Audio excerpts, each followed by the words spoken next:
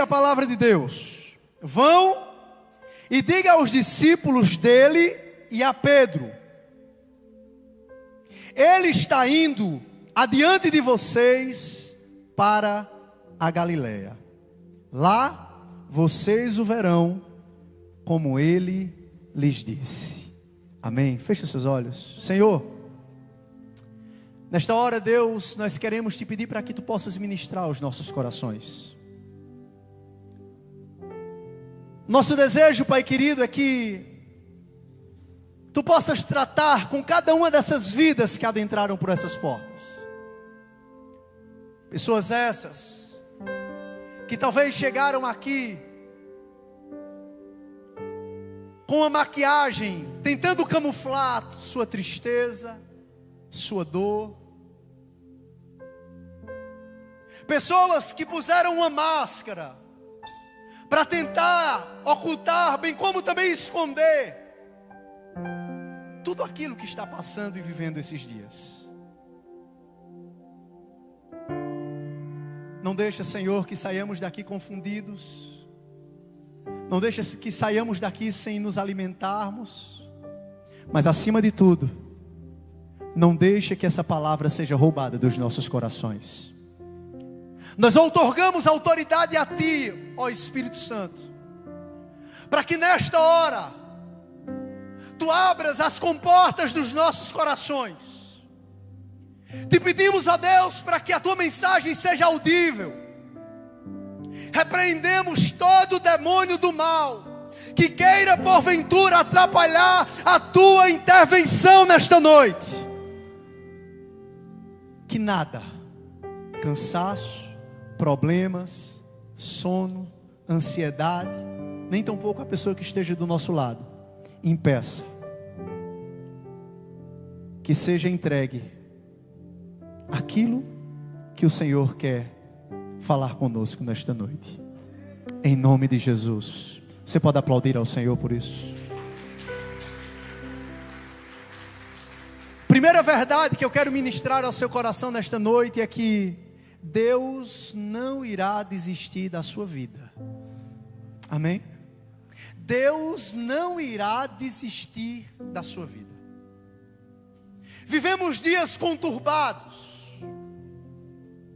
Vivemos dias onde não temos mais tempo para absolutamente nada, porque afinal de contas o ativismo tem tomado conta.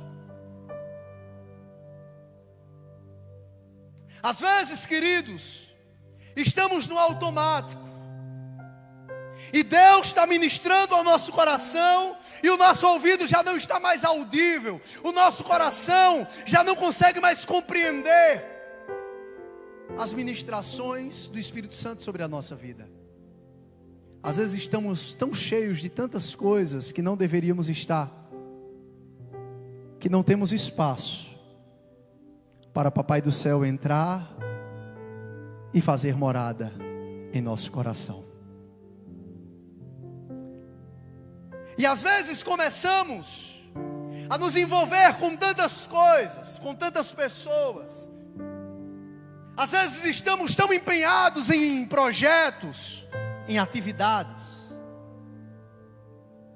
que inevitavelmente vamos nos afastando do Senhor. Inevitavelmente vamos pondo de lado o nosso chamado, o nosso ministério, e chegamos ao ponto onde começamos a pensar em desistir da nossa caminhada com Jesus. Isso acontece só comigo? Contudo, ao olharmos para a palavra do Senhor,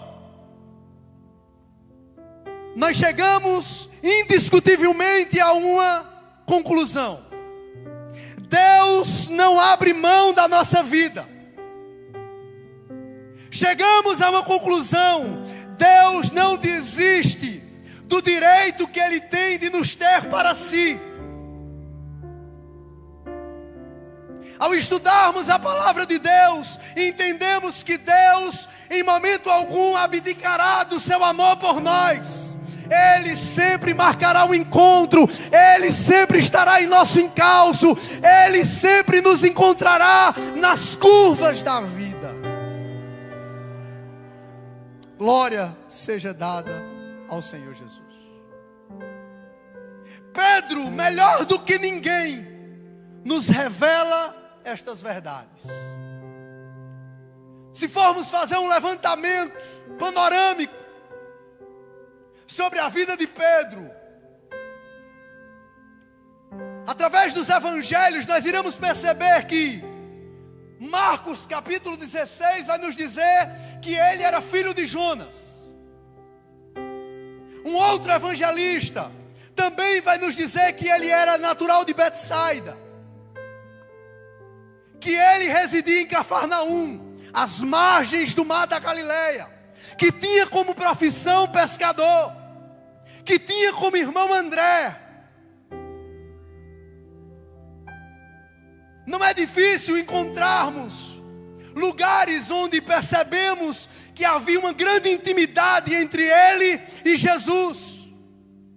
Também a palavra vai nos mostrar que ele assume a liderança do grupo apostólico antes do Pentecostes.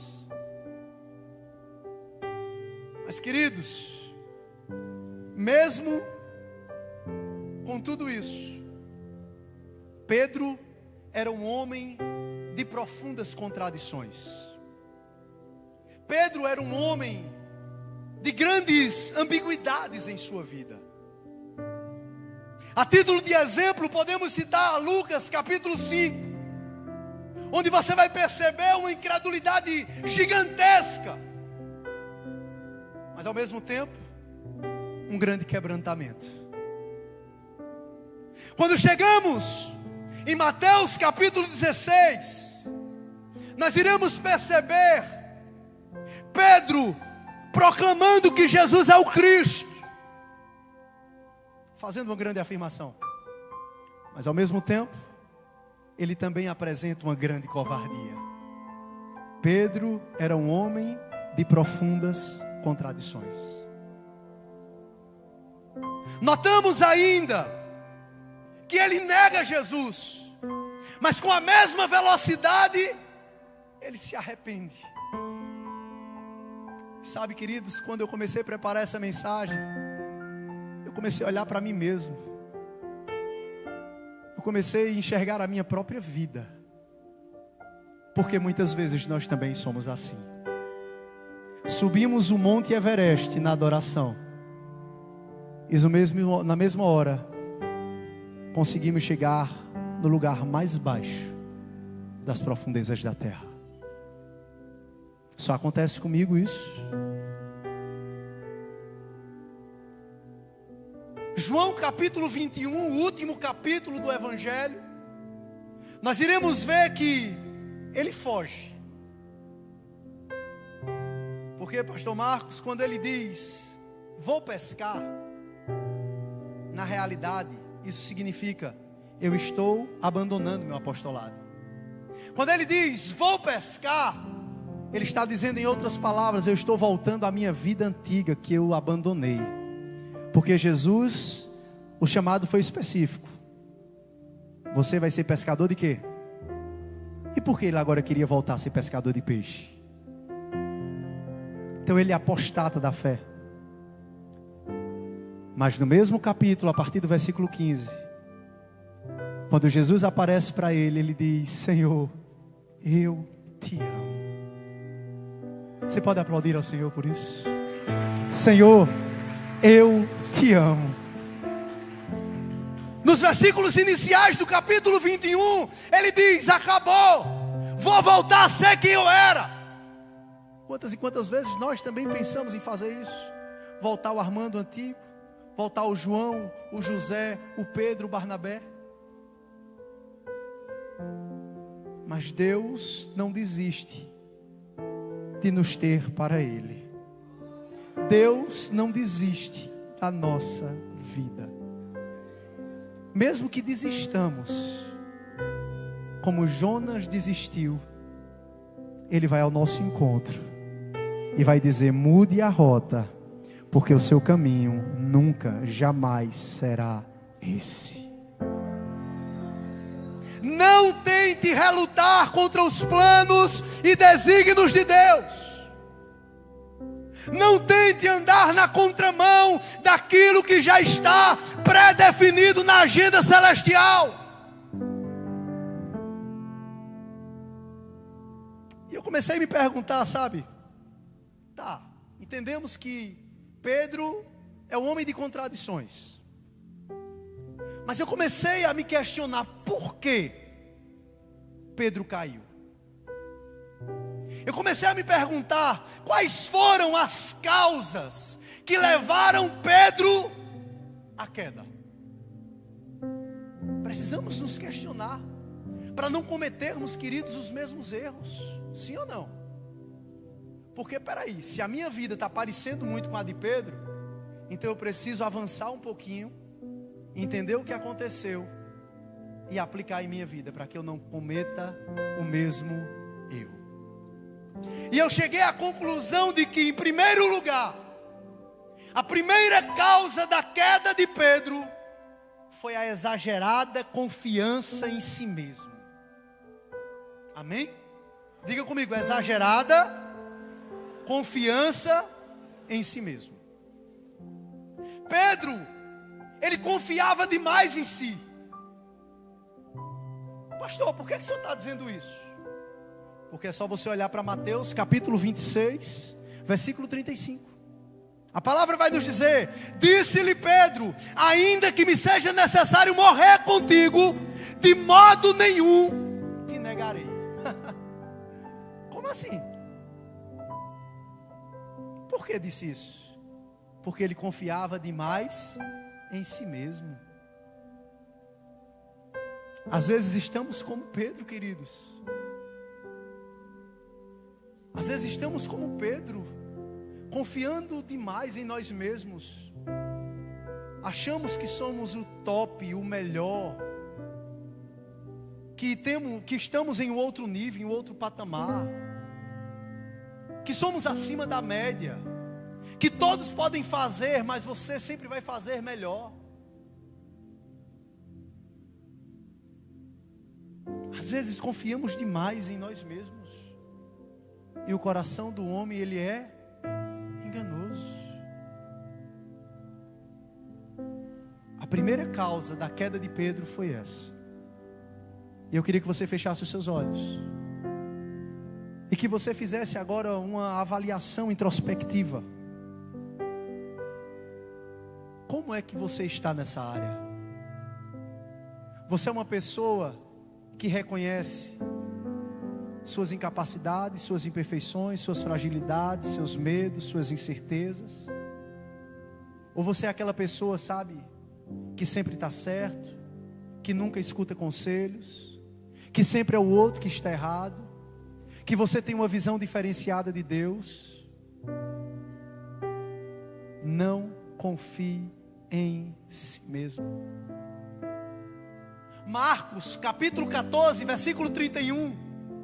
O texto nos diz o seguinte: mas ele insistia com mais veemência: ainda que me seja necessário morrer contigo, de modo nenhum te negarei. E se não bastasse apenas a declaração em Mateus e em Marcos, ainda nós temos um registro de Dr. Lucas, no capítulo 22, versículo 23. Onde ele continua dizendo: Senhor, eu estou pronto a ir contigo, tanto para a prisão quanto para a morte. Nós tivemos agora um acampamento que Deus agiu de modo poderoso, lá na chácara Bet Shalom. E uma das coisas que nós ministrávamos nesse encontro, agora do primeiro final de semana de janeiro, nós dizíamos o seguinte: cuidado para você não estar errado e pensando que está certo. Tem tantas pessoas que estão desse jeito. Quantas e quantas vezes nós não nos pegamos dessa forma? Veja que Pedro diz: eu estou pronto. Tem gente que está dizendo: eu estou pronto, mas não está. Tem gente que está querendo ir embora, mas o tempo é de ficar. Tem gente, sabe, que pensa que chegou o momento de alçar o voo, mas na realidade ainda precisa ser alimentado. Quem está entendendo? Amém? Primeira causa da queda de Pedro foi o quê? Exagerada confiança em si. Tá, pastor, qual foi a segunda causa da queda de Pedro? Vou te dizer agora. Ele se considerou melhor do que os outros. Diga comigo, eu não posso me achar superior a ninguém. Paulo disse o quê? Considere o outro superior a você mesmo. Sabe, queridos, que cristianismo é esse que a gente está vivendo? Vivemos um período de inversão de valores. Se procura Deus na igreja e não mais encontra. E isso é uma grande incoerência. É a mesma coisa de você ir numa padaria e não conseguir comprar pão. Padaria tem que ter pão.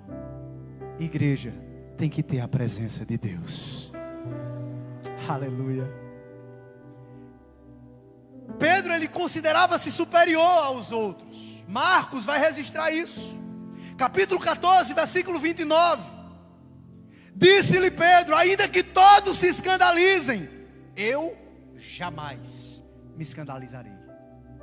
Mateus capítulo 26, versículo 33, ele diz: ainda que venha a ser tropeço para todos, nunca o serás para mim. Ele achava que estava em um outro nível. Às vezes acontece muito isso com a gente. Às vezes achamos que tocamos mais do que o irmão. Às vezes achamos que pregamos mais do que o irmão, que cantamos mais do que o irmão. E começamos a fazer, sabe, essa aferição com parâmetros terrenos. E na verdade, o que atrai a presença de Deus não é uma bela voz, não é você tocar bem, não é você pregar bonito. O que atrai a presença de Deus é você ser verdadeiro, é você usar o coração.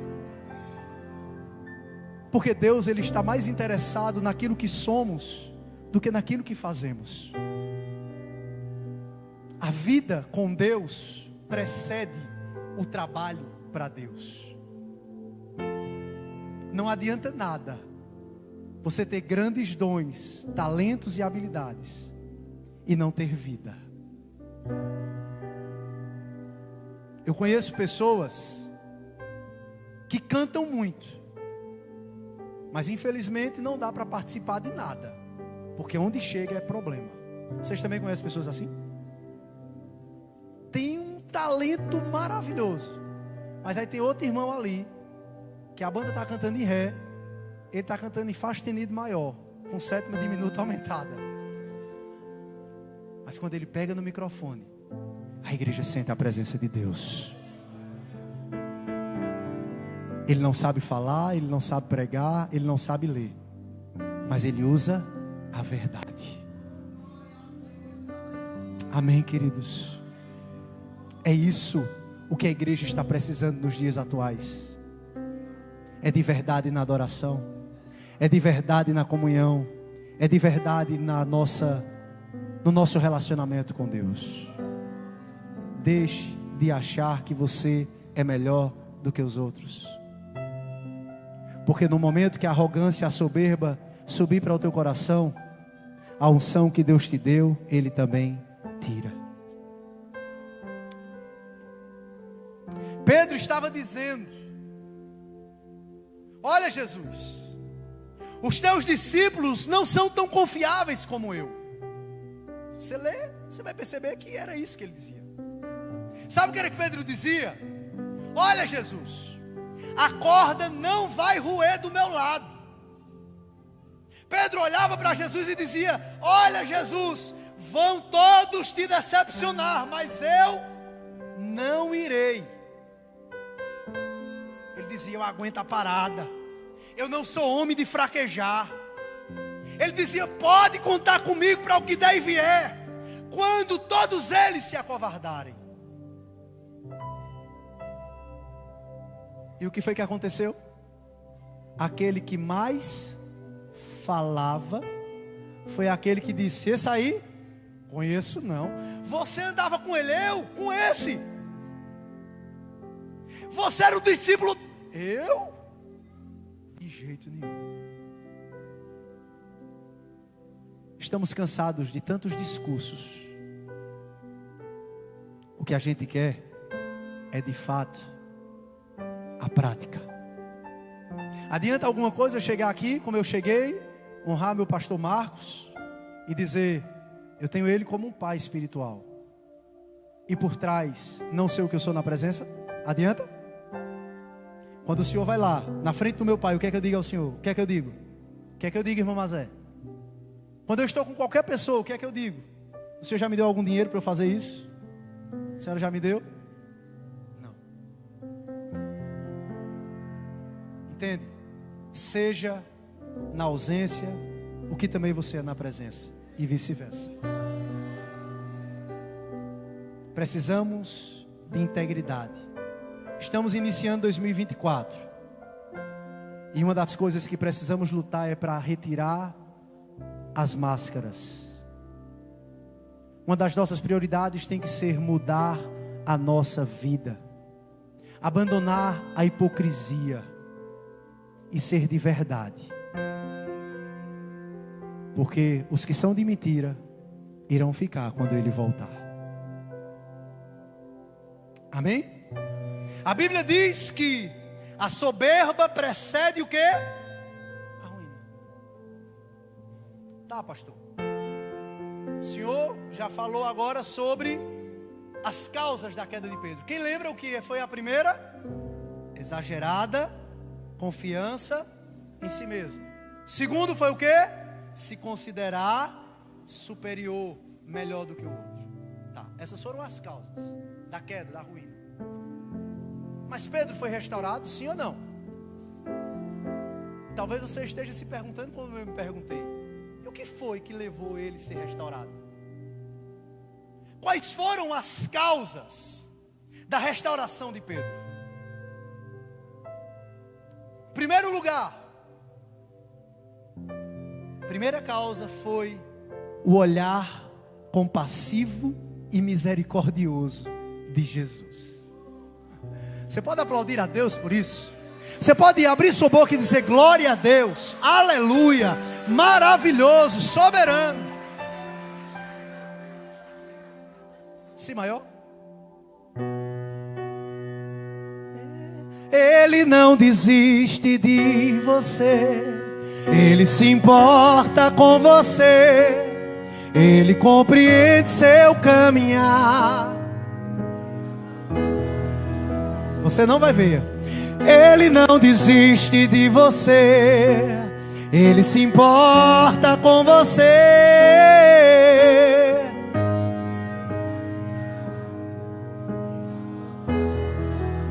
Lucas capítulo 22, versículo 60 e o 62 diz: mas Pedro insistia: homem, não compreendo o que dizes. E logo, estando ele ainda a falar, cantou o galo.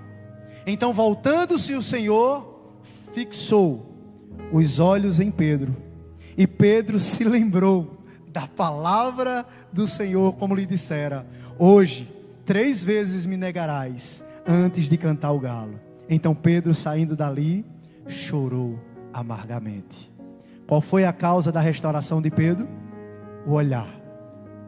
A Bíblia diz que quando o Senhor fixou os olhos em Pedro, Pedro fez o quê? Lembrou. E na mesma hora ele fez o quê? Saiu dali e chorou amargamente. É esse olhar, sabe, de Jesus, de ternura e amor, que faz toda a diferença em nossa vida. Porque, queridos, Deus em Cristo não nos vê como o homem vê. Deus em Cristo não age como nós agimos. Quantas e quantas vezes Nós não dizemos: ah, agora não dá mais, agora acabou, agora não tem mais jeito. Porque, vamos ser sinceros, muitas vezes nós agimos como se as pessoas fossem um objeto descartável. Não serve mais. Abrimos a lixeira e colocamos. É assim ou não? Mas não é assim que Jesus age conosco. Jesus nos dá uma oportunidade, dá 2, dá 5, dá 10, dá 20, dá 50. Dá quantas forem necessárias. É o olhar compassivo e misericordioso de Jesus, que a Bíblia diz que é isso, a causa de não sermos consumidos. Se nós estamos aqui nesta noite, é porque Ele tem olhado com misericórdia e compaixão, com clemência para cada um de nós. Porque se fosse por mérito, nem vivo nós estaríamos mais. Mas Ele é maravilhoso. Tem uma canção, acho que é só maior, deixa eu ver se é. Eu me humilharei, teu nome gritarei, como criança eu serei. Mas o quê? Tuas vestes tocarei, na figueira subirei, aos teus pés eu... Mas o quê? Mas olha pra mim. Agora canta com alma, diz assim: olha, olha, Senhor, olha com o teu ar de misericórdia. Olha pra mim, pois eu preciso. Olha pra mim,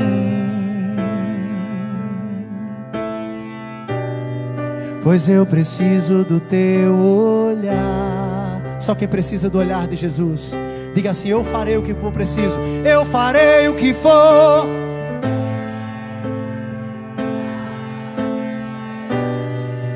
Pois não posso deixar que sigas sem me perceber.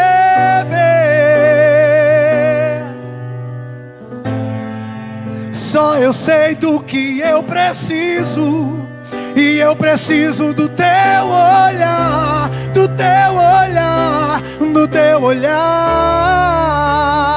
Olha, foi esse olhar de Jesus a primeira causa da restauração de Pedro. Então todas as vezes que você estiver orando, todas as vezes que o diabo estiver cirandando sua vida, não esqueça de dizer ao Senhor: olha para mim, fixa os teus olhos sobre a minha vida. Porque quando tu fizestes isso com Pedro, ele entendeu onde tinha errado.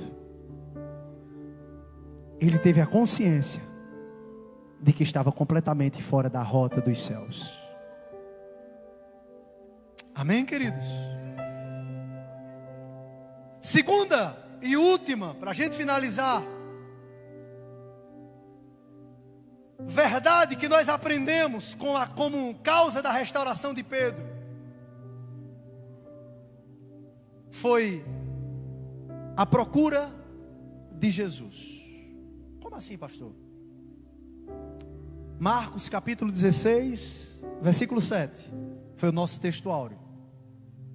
Diz o seguinte: ide, dizei aos meus discípulos e a Pedro. Vamos ler de novo isso aqui? Vão e diga aos discípulos dele e a... Peraí, pensa comigo. Pedro não era discípulo não, pastor? Precisava dizer o nome discípulo e Pedro? Não. Era só dizer: dize aos meus discípulos, e Pedro estaria incluso. Mas Deus não desiste da nossa vida. E uma ovelhinha faz a diferença. Sol maior.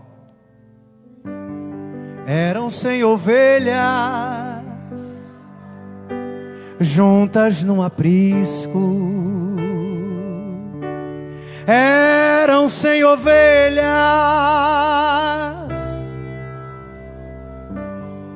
Canta comigo, vai lá.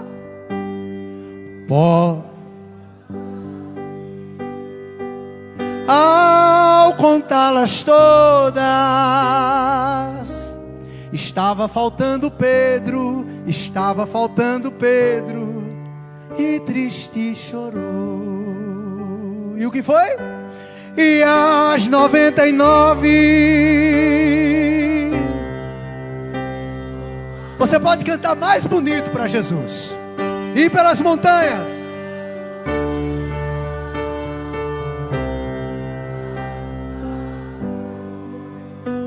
Eita Jesus.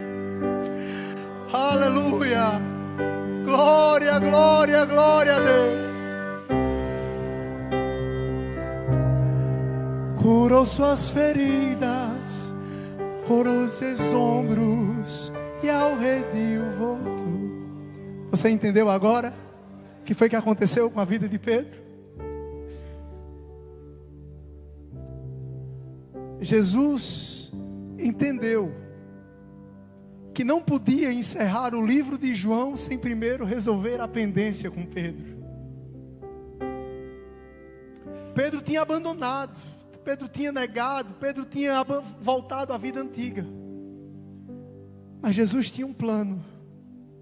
Quero dizer a você que está me escutando aqui nesta noite, talvez você esteja pensando em parar, talvez você esteja pensando em retroceder, talvez você esteja pensando em desistir. Deus não vai permitir que isso aconteça, e eu declaro isso profeticamente, na autoridade do nome do Senhor. Todos os pensamentos contrários irão cair por terra, em nome de Jesus.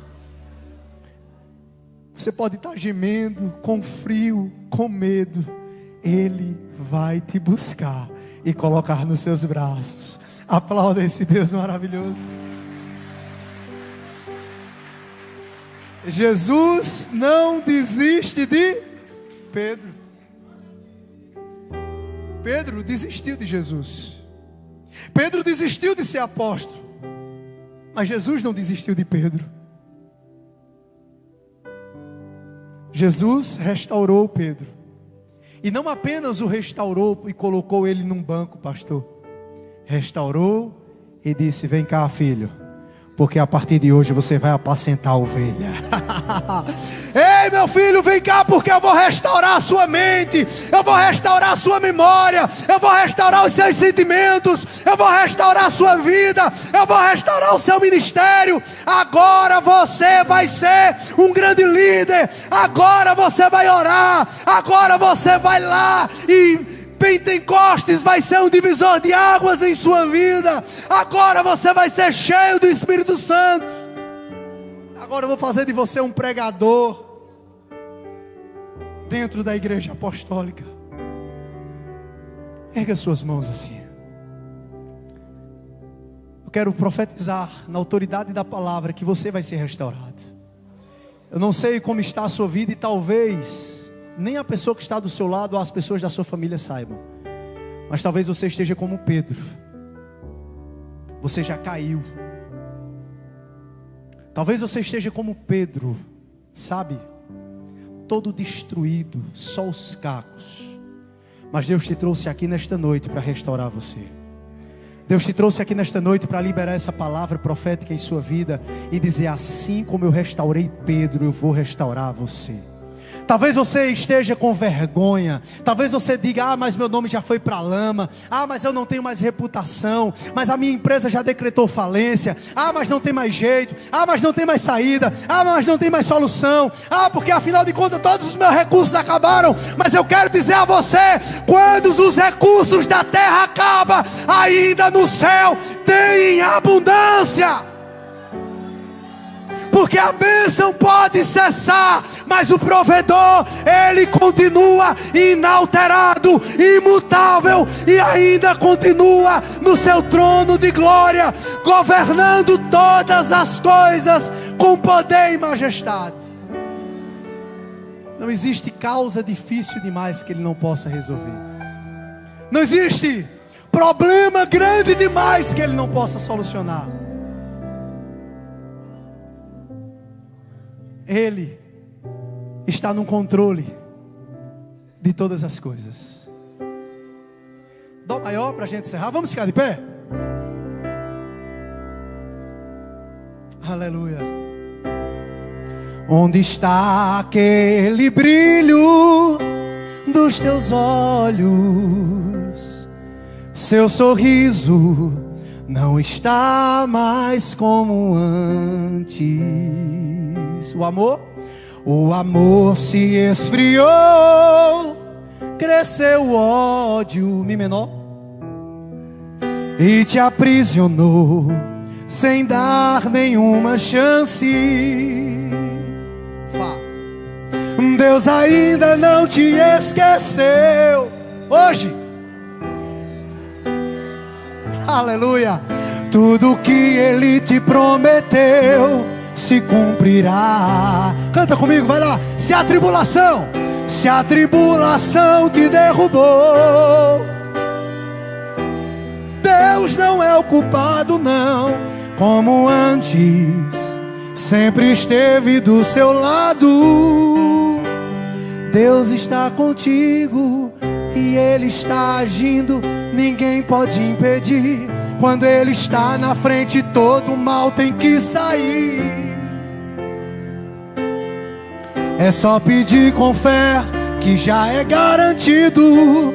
Deus está contigo, o Deus do impossível. Até na sepultura Ele faz ressuscitar. Pode o quê? Pode acreditar, Deus está contigo. A parte mais bonita que eu acho dessa canção, Fá maior. Deus ainda não me esqueceu, hoje mesmo vai te levantar. Tudo que Ele te prometeu, vai se cumprir, vai se cumprir. Se a tribulação te derrubou, com certeza Deus não é o culpado não. Como antes,